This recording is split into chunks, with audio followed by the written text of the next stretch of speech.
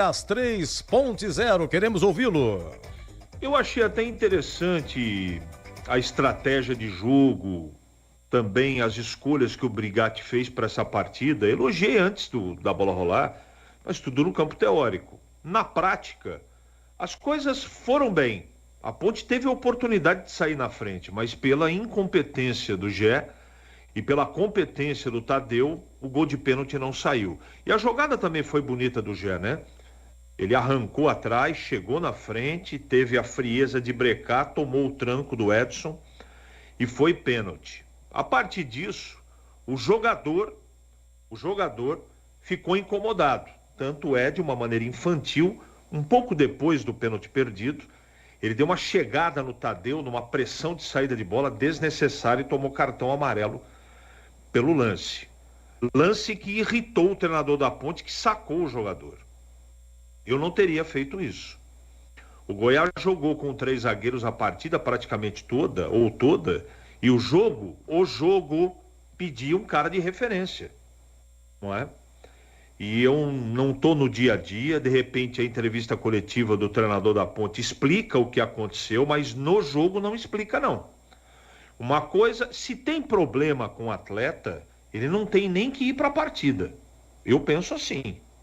Já que tem um problema gigantesco com o atleta, para acontecer o que aconteceu no jogo, e nitidamente para mim tem problema. Divulgaram que não tinha problema, que estava tudo resolvido, mas se o Gabriel não estivesse com gripe, o Gé não jogava hoje. O que aconteceu no jogo para mim ficou muito claro. E o desdobramento disso foi que a Ponte derreteu.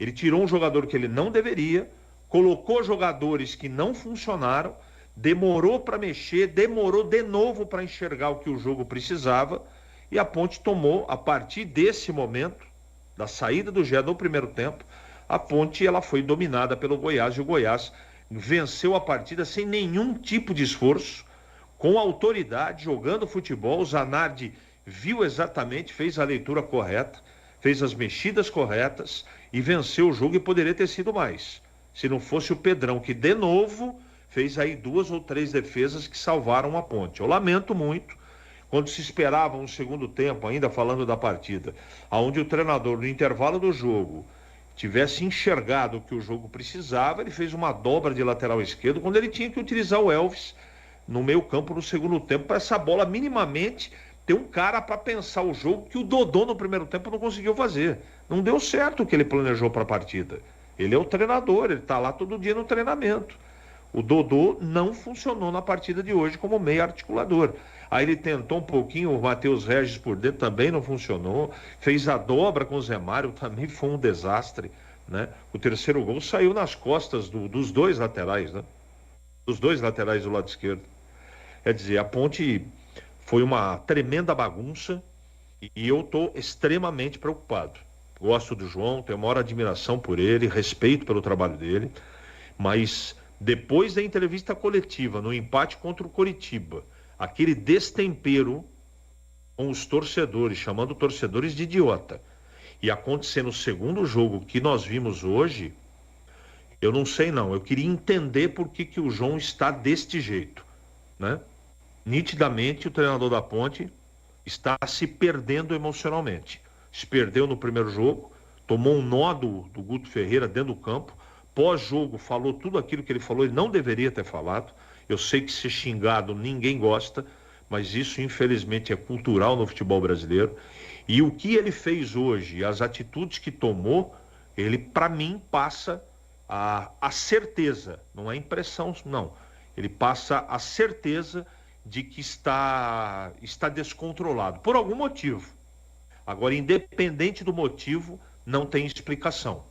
O cargo dele como treinador da Ponte, ele tem que ter equilíbrio. E na partida de hoje ele tomou todas as